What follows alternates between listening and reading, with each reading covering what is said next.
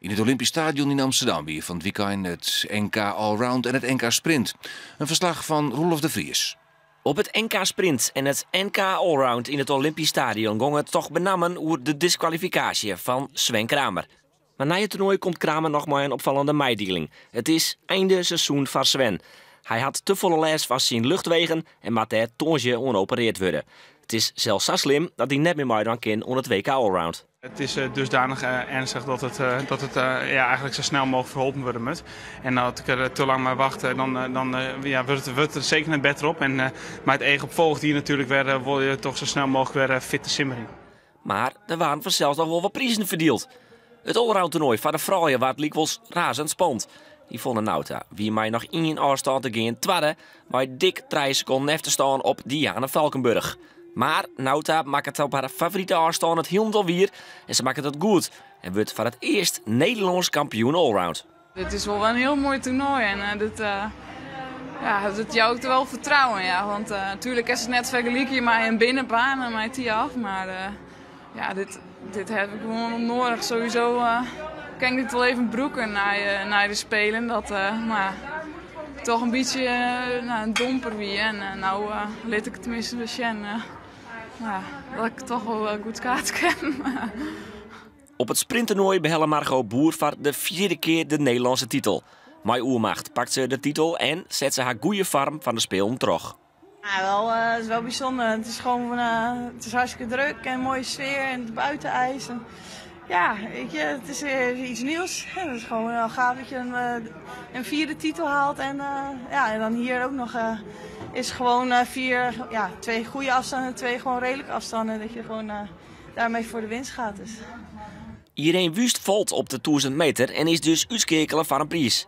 Des te beter voor Thijsje Oenema.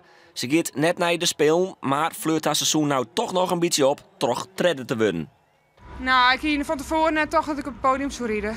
Nou, dat ried ik nou wel. Ik ried eerst van een goede 1000, maar ik ried slechte 400 meters en vooral slechte starten. Maar ja, nou ik treden, dus dat gaat vooral weer een hele gave belevenis om zien maar zo'n entourage te schaatsen. En dat vind ik wel hartstikke leuk en ik geniet er heel erg van. En als ik dan nog treden wil, is het heel leuk. Alle spanning bij het NK Allround van een mooie wie sneurt de jongen in heel vod. Kramer werd dus disqualificeerd vanwege deze kickfinish. Het binnen regels met regels en daar moet ik me aan horen. En ik wie in euforie. Ik vind de machtige wedstrijd. Ik heb er heel veel skik aan en ik vind het nog steeds fantastisch. En al die meesten, ik heb een fantastische ritrijden. Ja, en dan kom je blij door de finish. Lijst je nog een beetje naar je teamgenoten en dan til je poort op.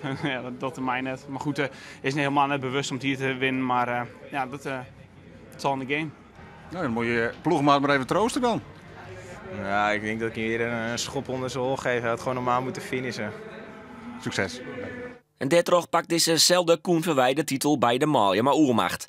Voor organisator Rintje Ritsma bloot het een machtig toernooi met gemiddeld 13.000 taskogers per dag. Maar de disqualificatie van Kramer is toch een smet op het evenement. Ja, ben ik echt boos om wist. Maar er wie ik denk geen discussie mogelijk. Scheidsrechter is wat dat betreft autonoom. Dan praten we over de zogenaamde kickfinish van Sven Kramer. En de Jacques de Koning, de scheidsrechter, die wil net eens een discussie aangaan of het een kickfinish wie of ja of nee. Volgens mij is een kickfinish is in het leven roepen. Trots schaatsers die proberen tijdwinst te boeken om zo snel mogelijk te finishen. Nou, Sven Kramer die stond al voor de streep Oerijn en die trok eigenlijk een voet omheen en de hand omheen om te juichen en het publiek te bedanken. En op zo'n manier hier nu de wedstrijd te gooien. Ja, dan naar mijn inzien snapt ze het dan net helemaal de scheidsrechter.